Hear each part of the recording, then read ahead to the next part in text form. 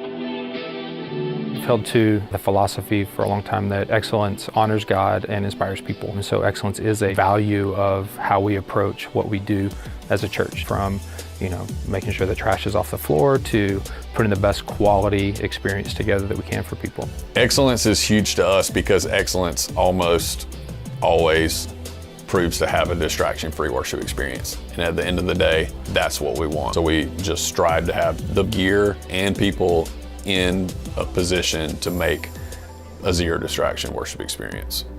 On a given weekend, we've got, synced up between 17 locations. And so we're delivering content out of our Ballantyne location, which is where we broadcast from. And the goal is to get a seamless experience for people, distraction-free. And, we leverage different technologies to pull that off. And so we've got, 7 cameras in the room, and we're sending out, 8 channels of audio out to these campuses.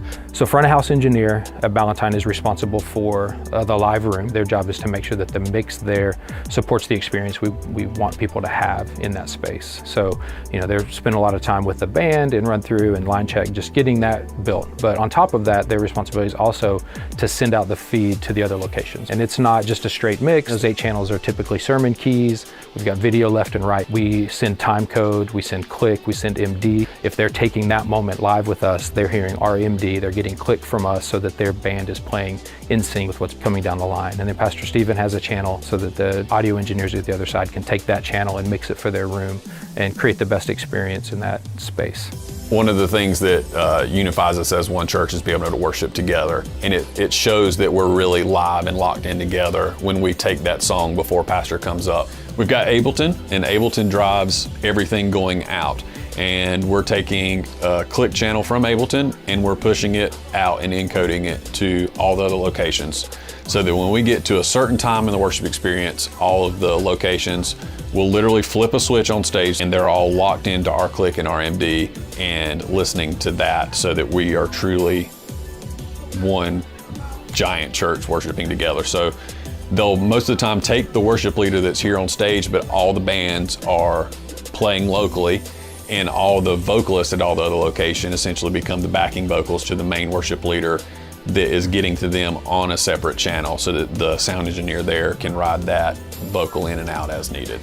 And then on top of that, we've got audio control room that actually happen to be sitting in now. Audio control is where we have 2 sound engineer positions where they are specifically crafting and building the mix that is experienced online, whether it's the hosting segments, the pre-show, or even the post-show, where dive into and try to connect with people on what they just experienced through the sermon and worship. And all that feeds back into our video control room, where there's a team in there dedicated to what is happening live in our room, as well as what's sent to their campuses, and then a team dedicated to the online experience. It is fun tension to manage, as we're really calling different shots for online versus the room. So at any moment in the worship experience, you could have what the campuses get, whether it's camera 1 or an isolated feed, and then our room may have a different shot. So they may be on camera 2, 3, and then online is trying to establish the room, so they've got a big wide shot. So as our director is calling shots, we've got camera ops that are hearing and trying to follow, not just what's happening in the room, what's happening online, and really trying to make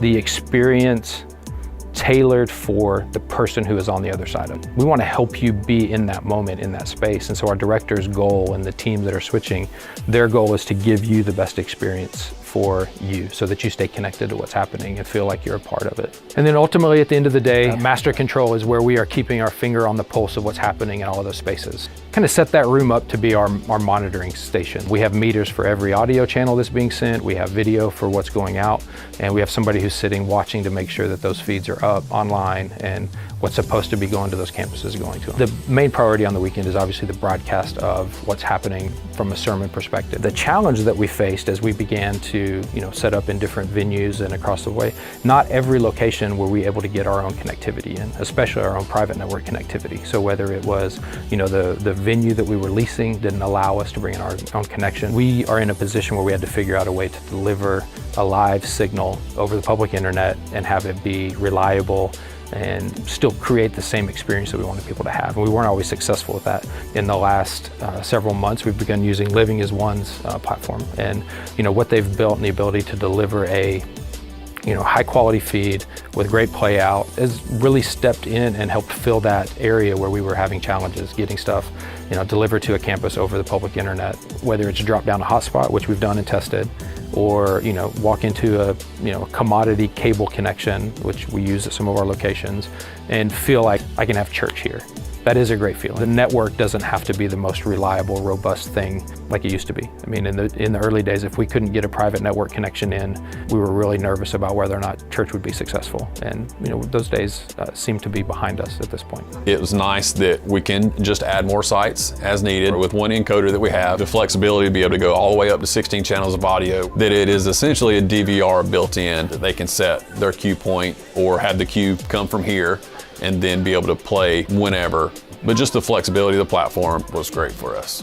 What people see when they watch Elevation is really, us standing on the shoulders of churches that came before us and helped us. From the very beginning, we've had people that we reached out to and connected with that really helped us define and build into who we are today. We continue to say that, we're not the expert. We are constantly tripping ourselves up and failing over ideas and succeeding at some as well, but we certainly don't have it all figured out. We don't want to ever really think that we do either. We're not experts. We're not there yet. We haven't in some capacity arrived. I find myself oftentimes in those conversations with other churches where they're asking us of how we do something.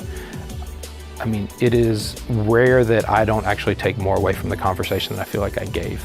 We're just a bunch of guys that love Jesus and want other people to connect with him, doing the best we can with the resources we've been given. And we're resourced well, and we're thankful for that.